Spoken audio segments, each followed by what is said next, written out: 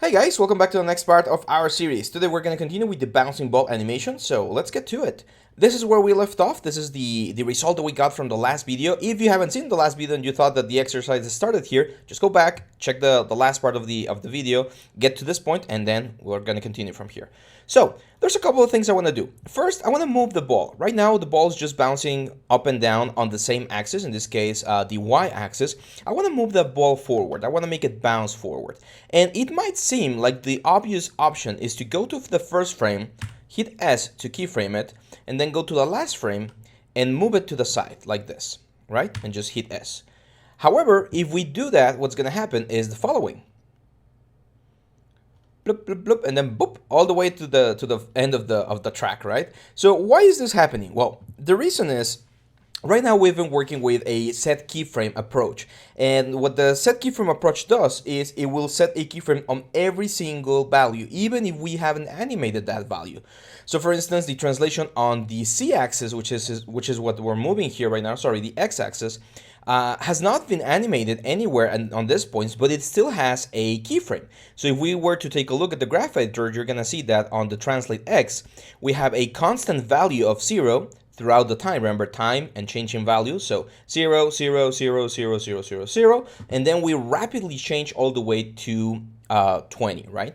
So how can we fix this? Well, there's several ways. The easiest one, just erase all of this, guys. If we only need a keyframe on the first and the last frame, which is where does it start and where does it end, Maya will do the rest. Maya will do all the job for us, as we know, and it will create this, which starts to look something closer to what we're going for. Now, this also means that we need to modify the curve up here to make sure that the movement feels natural. So how do things move? Well, according to Newton's laws of dynamics, I think, was it Newton? I'm not sure if it was Newton. I'm pretty sure it was Newton.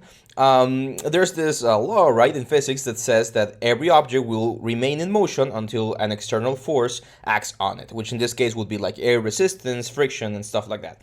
So I would expect the velocity or the speed of this guy to be faster at first.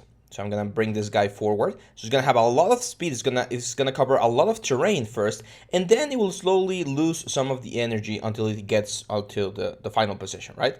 So if we modify the curve in this way, now we're gonna have this. I still feel like it's stopping quite suddenly. So in order to minimize that, let's bring this down a little bit, and let's bring this down as well a bit, so we have a smoother transition into a slow in and a slow out. There we go. That looks a lot nicer. So now we have two things going for us. We have this very nice bounce, thanks to the changes that we did in the curves in the last video, and we have this very nice movement going forward. Now we're going to talk about one of the first principles of animation, which is called squash and stretch. Squash and stretch is a property that we normally see, well, not normally, we see pretty much any time. Like in every single motion, in every single thing, we're going to see some squash and stretch. And squash and stretch allows us to exaggerate some of the poses for our characters and create this very nice contrast from our like basic shape to our contracting shape and our stretching face, right? So squash, of course, means pushing down, and stretch, of course, means like pulling out. And again, as I mentioned, this doesn't only happen with like bouncing balls and stuff. Any single time you're doing any sort of animation, a punch, a kick, a jump, you can use this principle, the squash and stretch principle, to really push the silhouette of your characters, the deformation of your characters, and create a very nice dynamic effect on your animation. So squash and stretch, super, super important, one of the 12 principles of animation. Now, how are we going to do it though? Well, I know that at the first frame, this one right here, our sphere is going to have its scale like pretty much uniform. However, when it hits the frame 7, I would expect this thing to become squashed. Now, the problem with squashing it like this is that we're losing volume on the sides. It's just becoming smaller without actually going wider on the sides. So I'm going to push this to 0.7, and then I'm going to push the X and the C to 1.3 and 1.3. Whoop, 1.3. Now, you might see here that anytime I change a value, instead of getting this pink number, I'm getting a red number. Why is that? Well, I have this little thing down here called auto keyframe, and anytime the auto keyframe detects that there's a change in any value, it will assign the keyframe. I'm gonna turn it on. I recommend you do as well, because we're gonna be doing a lot of keys, and doing SSS, it's a little bit time consuming. So I'm just gonna keep it like this. So very important, if we scale in Y, we also need to scale in X and in Z to make sure that we get a little bit of volume to the sides. Now, one frame before I hit the ground, I'm not gonna be squashed. I'm gonna be stretched. If I were to play this right now, what's gonna happen is we're gonna be in this like basic shape, and I'm moving and I'm squashing beforehand, which is not what I want. So I'm only gonna squash when I hit the ground.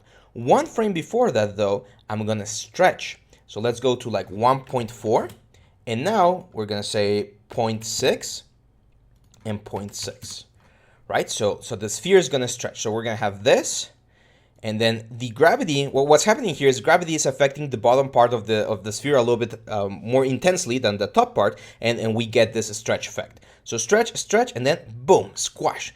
And this change right here, this contrast between these two frames, is what's gonna make our animation look very, very nice. Now, one thing I can do here is I can also rotate this a little bit so that the direction of the sphere is actually going in the direction of the arc. Every single motion, that's another principle of animation. We're going to be exploring it a little bit in more depth later on. It's the arcs. Everything moves in this sort of like arc shape. So I'm going to move this thing like this. It squashes pretty much like straight. And then one frame after this, it's going to squash again. But instead of going like 1.4, I'm going to go 1.3. And then I'm going to go 0.7 and 0.7. Now, these are just like semi-random numbers, as these are the ones that I've used for a long time to teach this exercise. Eventually, you're gonna have to figure out which of the numbers are working for you and which ones aren't, right? So in this case, we got a stretch, squash, and then a stretch again, pointing towards the next high point here, in which we're gonna recover our whole volume. There's always a point, like a balance point, or like a equilibrium point, where we're just not gonna fight gravity. We're not pushing gravity out, if that's how we can say it, and gravity is not pushing on us. It's like a complete balance before we start falling again. And at that point, the scale is gonna be completely uniform again. So now if we go to our frame 17, I want to repeat this squash and this stretch, this 1.3, 1.7, 1.3, but I don't want to have it, what's the word? I don't want to be, it shouldn't be as intense as what we have here. So I'm going to go here and I'm going to say 0.8 instead, 1.2, and 1.2. See how it was important to have the pivot point down here? Because otherwise, if we were to scale like any other sphere, like here, let's say that the sphere is here. When we squash this thing, we would need to then move this thing down as well. And that makes animation a little bit more complicated. So that's why it was very important for us to have our pivot point down there. Now, one frame before this, of course, we're going to be stretching. So I'm going to do 1.2. I'm going to do 0.8 and 0.8. And I'm going to rotate this slightly like this. And then here, I'm going to go 1.15. I'm going to say 0.85 and 0.85. As you can see, I'm reducing the amount of squash and stretch because as I'm going forward, I'm losing a little bit of energy, right? So we have this, look at this, very nice, perfect. Now we recover our normal volume, and then on the 0.25, we're going to squash again. And I know this is the penultimate jump. There's going to be one final jump here. So I'm going to go 0.9. It's going to be 1.1 and 1.1. One frame before this, let's go 1.1, and let's do 0.9 and 0.9. We're also gonna rotate this slightly to the side, squash, and then here, again, let's do 0.9, 1.1, or sorry, this is a stretch, so it's 1.1, and then 0.9 here, 0.9 here, and then we just rotate it a little bit. We recover our normal element, and then here, I am gonna give it a final squash. Another 0.9, I think it's good. 1.1 and 1.1. And then a couple of frames later, I'm just going to recover my normal volume. So it's just like a final squash before finishing the animation. And if we take a look at this, we're going to get the following. Boing, boing, boing. Very cool, right? Now, I think that last, like, unsquashed, when we go from squash to, like, normal volume, it's a little bit slow. You can see it here on the timing. Hopefully, the compression on the video is good for you to appreciate it.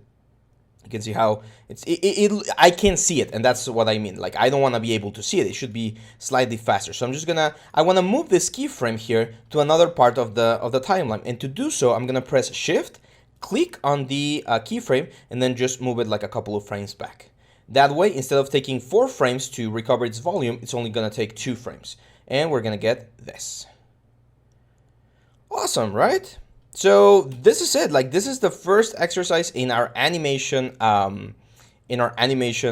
like course. So yeah, I think we're doing a good job here.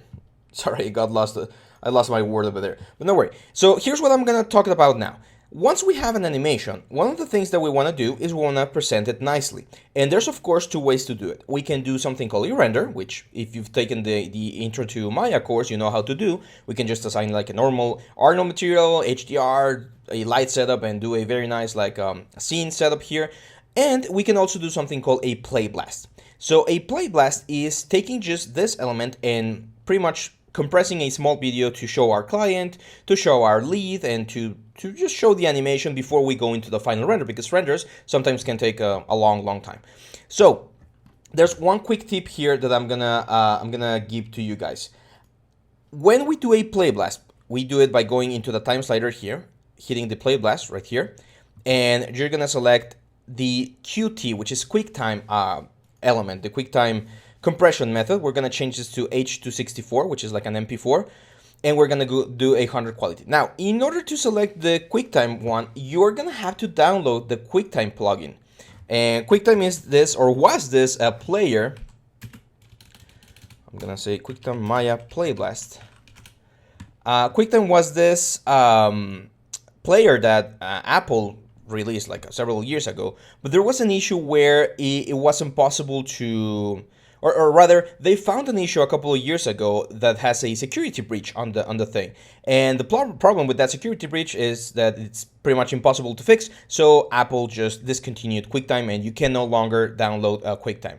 However, there is a way to download the QuickTime codec, which is the H264. So what you're gonna do is you're gonna look for the QuickTime element. Let me check real quick here. Give me just 1 second. Yes, so this is the site that I was looking for. It's sevcastillo.com_blog. You can also look at like this. If you just Google how to play blast H264 in Maya without QuickTime installed, you're gonna find this guy. And this guy takes you to the Apple's website where you can actually download the latest version of QuickTime, which is this QuickTime 7. And what you're gonna do is you're gonna install the QuickTime thing, but you're not gonna install the software. You're gonna go here into the options, and you're gonna unselect this QuickTime player.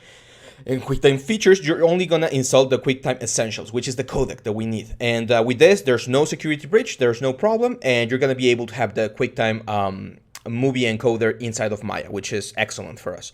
So if you want, you can do this. The other option, of course, is here in the Play Blast, which again, I repeat, it's right click here on the time slider, Play Blast on the option box.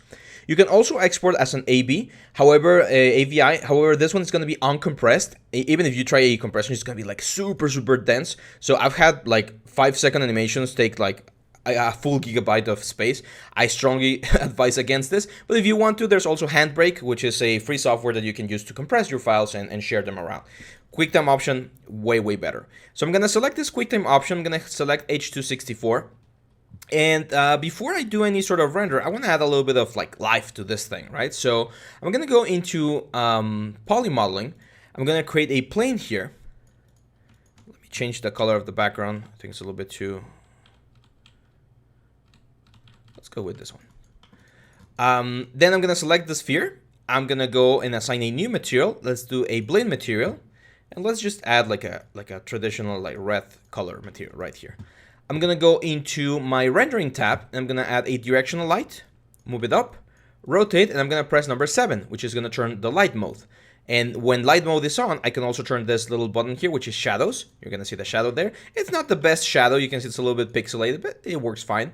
I can also turn on this multi-sample anti-aliasing, motion blur, and even ambient occlusion on the contact points. So now when I play this, I might not be able to see this at full speed. If your computer slows down, that's completely normal, but you're gonna see like a better rendition of the whole thing. I'm gonna move this light down so that we don't see it. I'm gonna turn the floor off by pressing this button right here. I'm gonna add one little sun right here, which is the ambient light. Reduce this to like a 0.2, so it's very soft. And move this guy down as well. And now if I hit play, we got this very, very nice animation. Okay, so now what I can do is I can go again, right click, Play Blast, option box. I'm gonna capture a movie on H.264, QuickTime. I want full quality, I want full scale, and I'm gonna use my window. So whatever is right here, that's what I'm gonna capture. I'm gonna save this file, and by default, it's gonna be saved on your movie file folder on your project, and I'm just gonna hit Play Blast.